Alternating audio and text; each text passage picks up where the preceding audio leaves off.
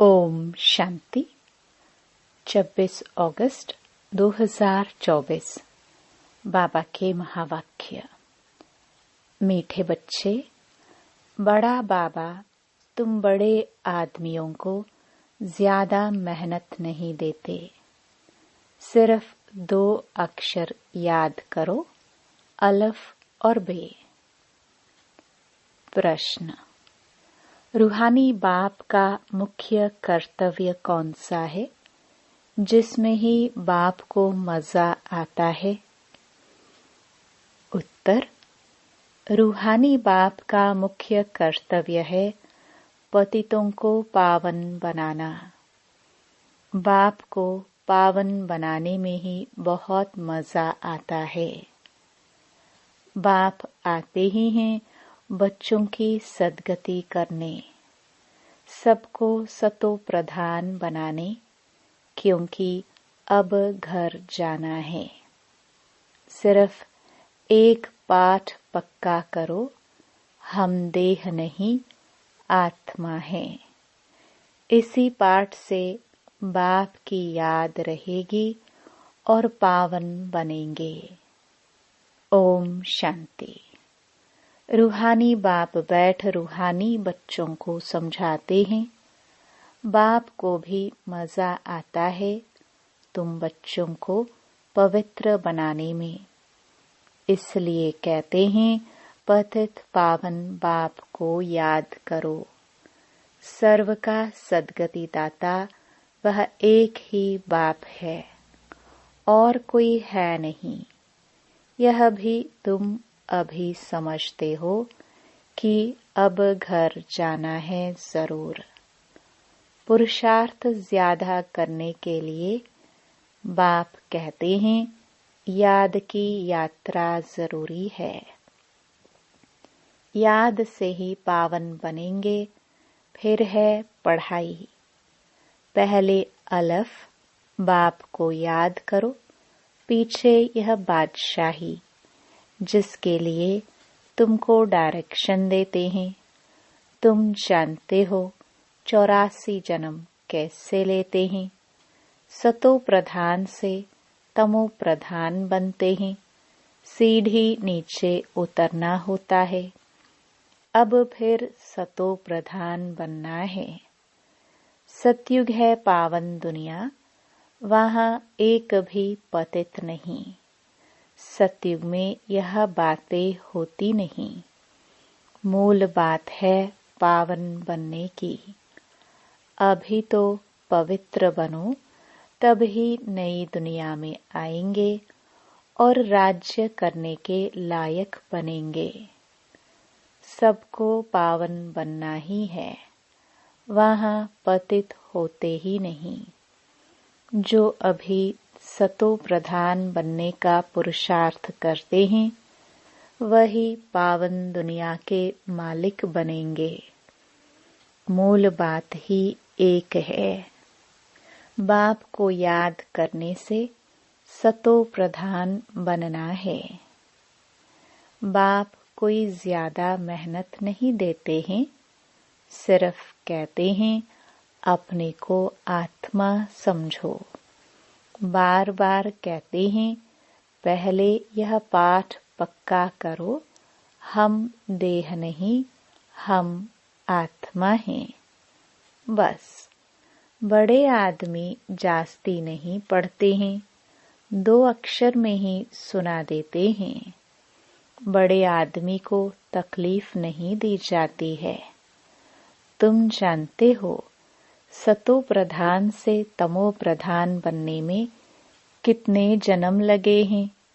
63 जन्म नहीं कहेंगे, 84 जन्म लगे हैं। यह तो निश्चय है ना। हम सतो प्रधान थे, स्वर्गवासी अर्थात सुखधाम के मालिक थे। सुखधाम था जिसको ही आदि सनातन देवी देवता धर्म कहा जाता है। थे वह भी मनुष्य, सिर्फ दैवी गुण वाले थे। इस समय है आसुरी गुण वाले मनुष्य। यह तो शास्त्रों में लिख दिया है कि असुरों और देवताओं की युद्ध लगी, तब देवताओं का राज्य स्थापन हुआ। यह तो बाप समझाते हैं, तुम पहले असुर थे, बाप ने आकर ब्राह्मण बनाए, ब्राह्मण से देवता बनाने की युक्ति बताई है। बाकी असुरों और देवताओं की लड़ाई की तो बात ही नहीं। देवताओं के लिए कहा जाता है अहिंसा परमो धर्म। देवता कभी लड़ाई थोड़ी करते, हिंसा की बात हो न सके। सतयुग में दैवी राज्य में लड़ाई कहाँ से आई? सतयुग के देवता यहाँ आकर असुरों से लड़ेंगे या असुर वहाँ देवताओं के पास जाकर लड़ेंगे? हो नहीं सकता। यह है पुरानी दुनिया, वह है नई दुनिया, फिर लड़ाई कैसे हो सकती? भक्ति मार्ग में तो मनुष्य जो सुनते हैं वह सत सत करते रहते हैं, कोई की बुद्धि नहीं चलती है, बिल्कुल ही पत्थर बुद्धि है। कलयुग में पत्थर बुद्धि, सतयुग में पारस बुद्धि होते हैं। राज्य ही है पारसनाथ का, यहाँ तो राज्य है नहीं। द्वापर के राजाए भी अपवित्र थे, रतन जड़ित ताज था, लाइट का नहीं, अर्थात पवित्रता नहीं थी। वहाँ सब पवित्र थे। इसका मतलब यह नहीं कि लाइट कोई ऐसे ऊपर खड़ी रहती है, नहीं। चित्र में पवित्रता की निशानी लाइट दिखाई है। इस समय तुम भी पवित्र बनते हो। तुम्हारी लाइट कहाँ है, यह तुम जानते हो। बाप से योग रख पवित्र बनते हैं। वहाँ विकार का नाम नहीं। विकारी रावण राज्य ही खत्म हो जाता है। यहाँ रावण दिखाते हैं, यह सिद्ध करने के लिए कि अभी रावण राज्य है। रावण को हर वर्ष जलाते हैं, परंतु जलता नहीं है। तुम उन पर विजय पाते हो, फिर यह रावण होगा ही नहीं। तुम हो अहिंसक। तुम्हारी विजय योग बल से होती है। याद की यात्रा से तुम्हारे जन्म जन्मांतर के सब विकर्म विनाश होने हैं। जन्म जन्मांतर अर्थात कब से? विकर्म कब शुरू होते हैं? पहले पहले तो तुम आदि सनातन देवी देवता धर्म वाले ही आए हो। सूर्यवंशी फिर चंद्रवंशी में 2 कला कम हो जाती हैं, फिर आहिस्ते आहिस्ते कला कम होती जाती है।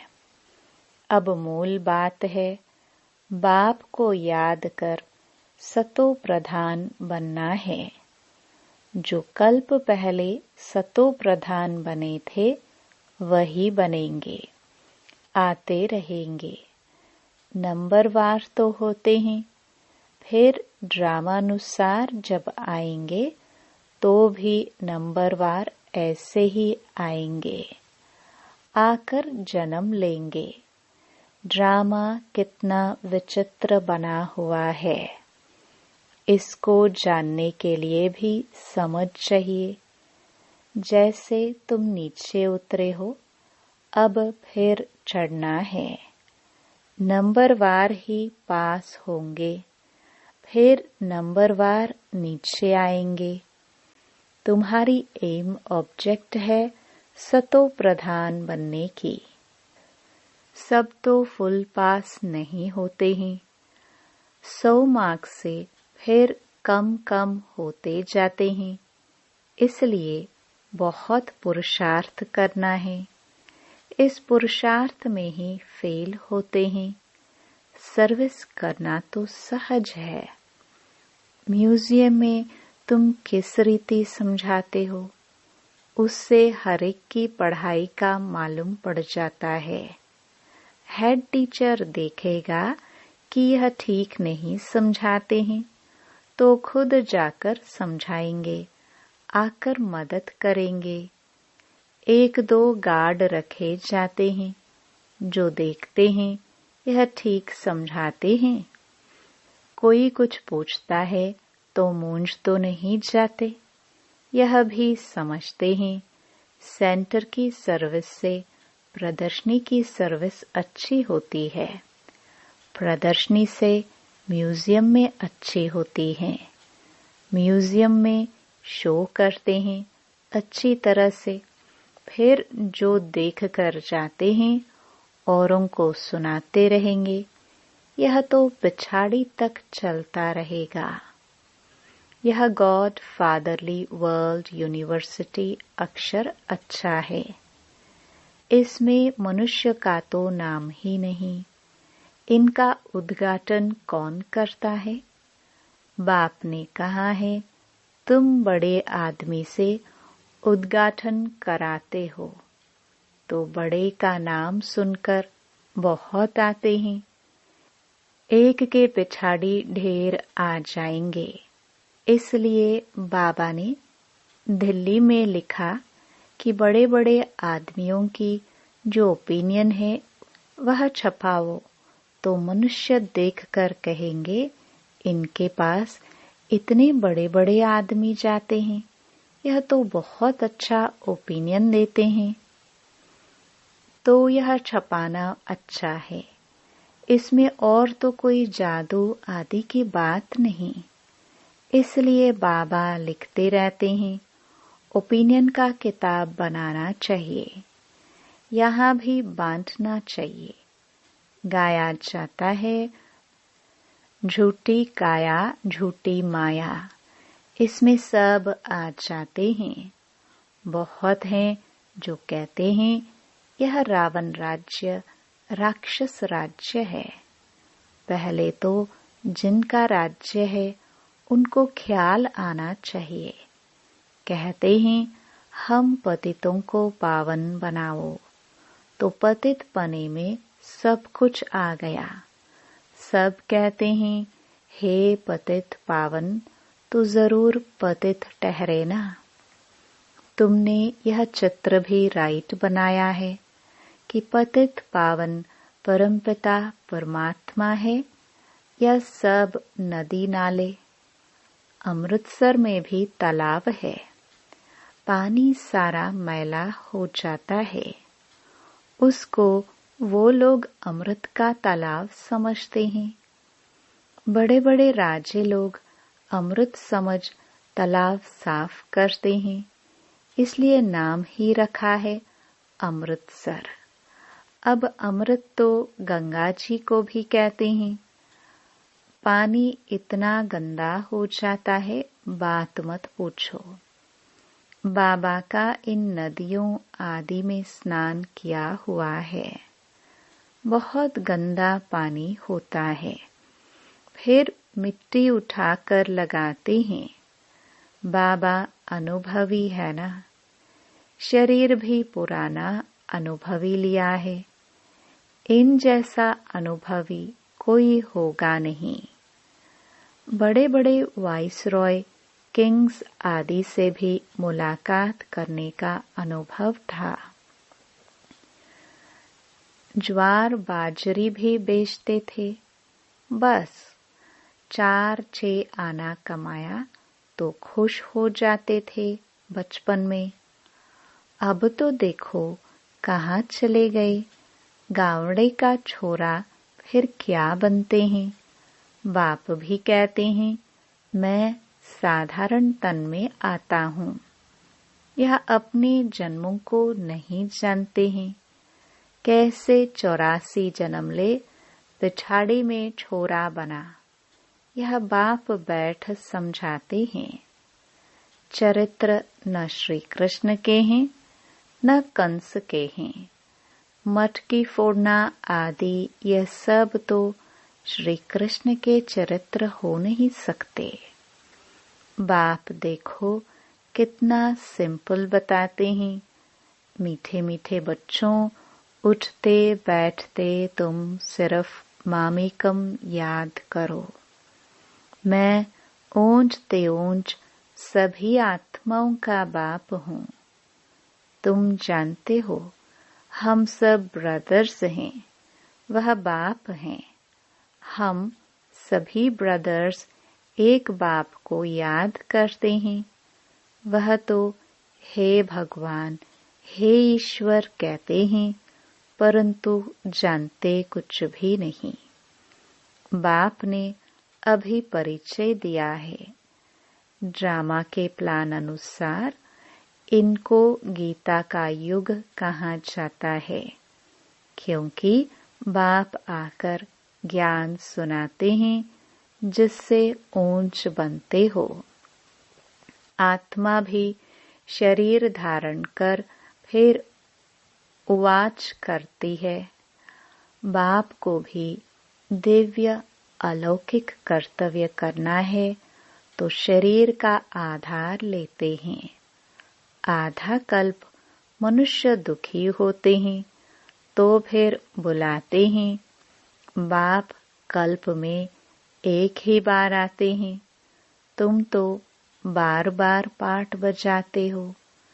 आदि सनातन है देवी देवता धर्म। वह फाउंडेशन है नहीं। उन्हों के बाकी सिर्फ चित्र रह गए हैं। तो बाप भी कहते हैं तुमको यह लक्ष्मी नारायण बनना है। एम ऑब्जेक्ट तो सामने खड़ा है। यह है आदि सनातन देवी देवता धर्म। बाकी हिंदू धर्म तो कोई धर्म है नहीं। हिंदू तो हिंदुस्तान का नाम है। जैसे सन्यासी ब्रह्म अर्थात रहने के स्थान को भगवान कह देते हैं, वैसे यह फिर रहने के स्थान को अपना धर्म कह देते हैं। आदि सनातन कोई हिंदू धर्म थोड़े था। हिंदू तो देवताओं के आगे जाकर उनको नमन करते हैं, महिमा गाते हैं। जो देवता थे वही हिंदू बन गए। धर्म भ्रष्ट कर्म भ्रष्ट हो गए हैं और सभी धर्म कायम हैं। यह देवता धर्म ही प्राय लोप है। आप ही पूज्य थे, फिर पुजारी बन देवताओं की पूजा करते हैं। कितना समझाना पड़ता है। श्री कृष्ण के लिए भी कितना समझाते हैं। वह स्वर्ग का पहला प्रिंस है, तो 84 जन्म भी उनसे ही शुरू होंगे। बाप कहते हैं बहुत जन्मों के अंत के भी अंत में मैं प्रवेश करता हूँ, तो उसका जरूर हिसाब तो बताएंगे ना। यह लक्ष्मी नारायण ही नंबर 1 में आए थे, तो जो पहले हैं वही फिर लास्ट में जाएंगे। सिर्फ एक श्री कृष्ण तो नहीं था ना, और भी तो विष्णु वंशावली थे। इन बातों को तुम अच्छी रीति जानते हो। यह फिर भूल नहीं जाना है। अभी म्यूजियम तो खुलते रहते हैं, बहुत खुल जाएंगे, बहुत लोग आएंगे। जैसे मंदिर में जाकर माथा टेकते हैं, तुम्हारे पास भी देखते हैं लक्ष्मी नारायण के चित्र हैं, तो भक्त लोग उनके आगे पैसे रख देते हैं। तुम कहते हो यहाँ तो समझने की बात है, पैसे रखने की बात नहीं। अभी तुम शिव के मंदिर में जाओ तो पैसे रखेंगे क्या? तुम जाएंगे समझाने की एम से, क्योंकि तुम इन सब की बायोग्राफी को जानते हो। मंदिर तो बहुत हैं, मुख्य है शिव का मंदिर। वहां औरों की मूर्तियां क्यों रखते हैं? सबके आगे पैसे रखते जाएंगे तो आमदनी होगी, तो वह शिव का मंदिर कहेंगे, वह शिव परिवार का मंदिर कहेंगे। शिव बाबा ने यह परिवार स्थापन किया। सच्चा सच्चा परिवार तो तुम ब्राह्मणों का है। शिव बाबा का परिवार तो सालिग्राम है। फिर हम भाई बहन का परिवार बन जाते हैं। पहले भाई भाई थे, फिर बाप आते हैं तो भाई बहन बनते हैं। फिर तुम सतयुग में आते हो तो वहां परिवार और बड़ा होता है। वहां भी शादी होती है तो परिवार और वृद्धि को पाता है। घर अर्थात शांति धाम में रहते हैं तो हम भाई हैं, एक बाप है। फिर यहाँ प्रजापिता ब्रह्मा की संतान भाई बहन हैं और कोई नाता नहीं है। फिर रावण राज्य में बहुत वृद्धि होती जाती है। बाप सब राज समझाते रहते हैं, फिर भी कहते हैं, मीठे मीठे बच्चों, बाप को याद करो तो जन्म जन्मांतर के पापों का बोझा उतर जाएगा। पढ़ाई से पाप नहीं कटेंगे, बाप की याद ही मुख्य है। अच्छा, मीठे मीठे सिखिलदे बच्चों प्रति मात पिता बाप दादा का याद प्यार और गुड मॉर्निंग। रूहानी बाप की रूहानी बच्चों को नमस्ते। धारणा के लिए मुख्य सार। पहला, फुल मार्क्स से पास होने के लिए अपनी बुद्धि को सतो प्रधान पारस बनाना है। मोटी बुद्धि से महीन बुद्धि बन ड्रामा के विचित्र राज को समझना है। दूसरा, अभी बाप समान दिव्य और अलौकिक कर्म करने हैं। डबल अहिंसक बन योग बल से अपने विकर्म विनाश करने हैं। वरदान, कर्म और योग के बैलेंस द्वारा ब्लेसिंग का अनुभव करने वाले कर्म योगी भव।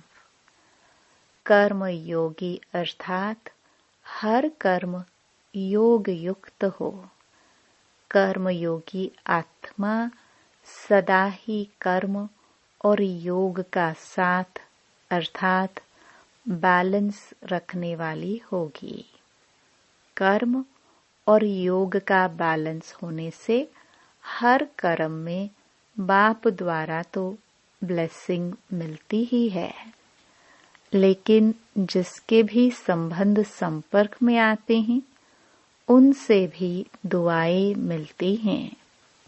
कोई अच्छा काम करता है तो दिल से उसके लिए दुआएं निकलती हैं कि बहुत अच्छा है, बहुत अच्छा मानना ही दुआएं हैं। स्लोगन, सेकंड में संकल्पों को स्टॉप करने का अभ्यास ही कर्मातीत अवस्था के समीप लाएगा। ओम शांति।